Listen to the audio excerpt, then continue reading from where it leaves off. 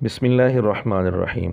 ہندوؤں کے ہاں جو مقدس شخصیات ہیں، کیا وہ انبیاء تھے یا نہیں تھے؟ اس سلسلے میں مرزا جہلمی سے سوال کیا گیا تو مرزا نے جواب دیا کہ ایسا ممکن ہے، ہو سکتا ہے، لیکن ہم ان کو نبی نہیں کہیں گے کیونکہ اس کے لیے ثبوت چاہیے، اور چونکہ ثبوت نہیں ہے لہٰذا ہم ان کو نبی نہیں کہیں گے۔ اگرچہ ممکن ہے لیکن ہم نہیں کہیں گے کیونکہ ثبوت نہیں ہے۔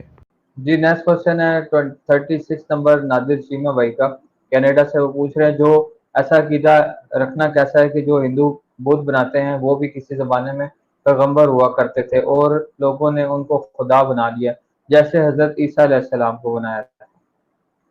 جی ہو سکتا ہے ایسے، لیکن چونکہ ہمارے پاس کوئی سورس نہیں ہے وحی کا جس کے ذریعے ہم کنفرم کر سکیں، تو لہٰذا ہم اس طرح کی تصدیق کر نہیں سکتے۔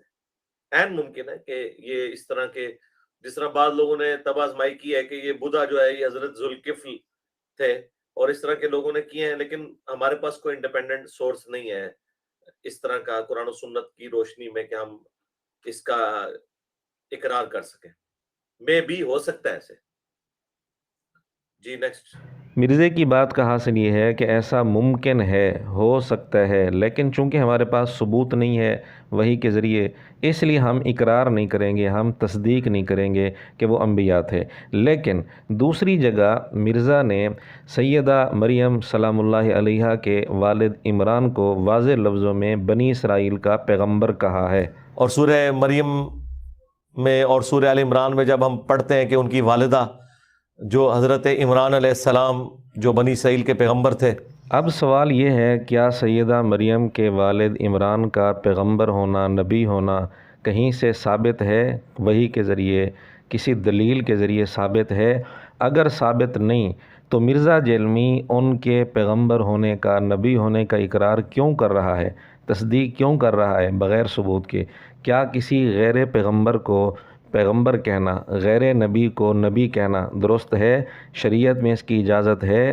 مرزا جہلمی کے پاس اگر سیدہ مریم کے والد عمران کے پیغمبر ہونے کا ثبوت ہے تو سامنے لائے، اور اگر ثبوت نہیں ہے تو مرزا کا یہ نظریہ غلط ہے، باطل ہے کہ ایک غیر نبی کو مرزا نے نبی کہا ہے، اس کے نبی ہونے کا، پیغمبر ہونے کا اقرار کیا ہے، تو یہ اس کا نظریہ بالکل باطل ہے۔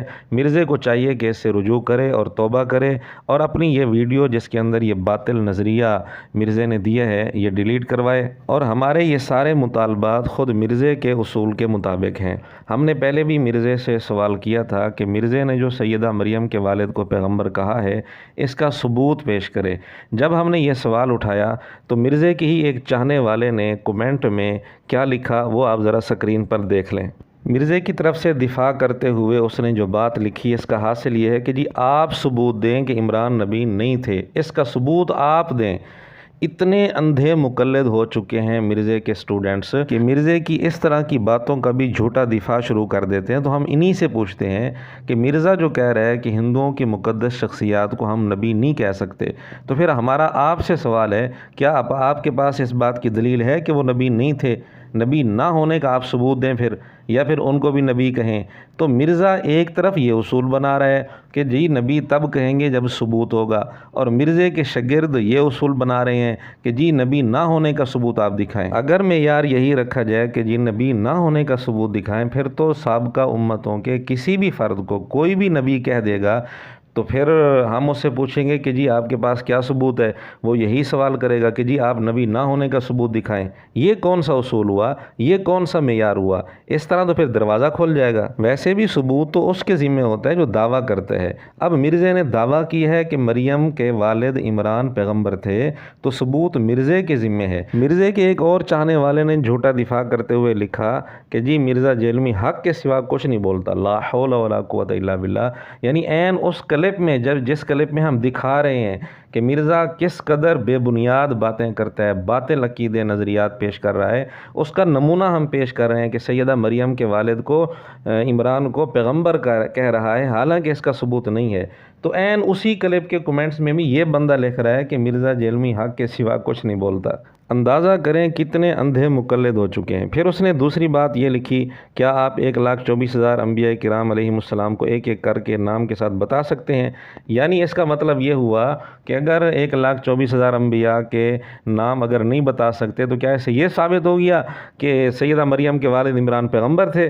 اس طرح تو پھر ہر کوئی کسی کا نام لے کر سابقہ امتوں میں سے کسی کا بھی نام لے کر کہنا شروع کر دے اور اس پر یہ فلسفہ کھڑا کر دے کہ جی اگر آپ اس کو نبی نہیں مانتے تو پھر 1,24,000 انبیاء کی لسٹ میں دو، نام دو۔ یہ کون سا اصول ہے جس سے سیدہ مریم کے والد عمران کا پیغمبر ہونا ثابت ہو گیا؟ نعوذ باللہ۔ اور اس نے یہ بھی لکھا کہ جی آپ مرزے کی بات سیاق و سباق سے کاٹ کر پیش کر رہے ہو اور لوگوں کو گمراہ کر رہے ہو، تو ہم ویڈیو کا عنوان بھی بتا دیتے ہیں، قرآن کلاس نمبر 152، اور اس میں 51 منٹ کے بعد یہ گفتگو ہے جس میں مرزے نے سیدہ مریم کے والد عمران کو بنی اسرائیل کا پیغمبر کہا ہے۔ آپ خود جا کر سن سکتے ہیں، بلکہ ہم قرآن کلاس نمبر 152 کا لنک بھی ڈسکرپشن میں دے دیں گے، آپ خود چیک کر لیں۔ پھر بھی آپ کہتے ہیں کہ جی سیاق و سباق سے کاٹ کر اس کی بات پیش کی گئی ہے، تو پھر ہمارے پاس اس کا کوئی علاج نہیں ہے۔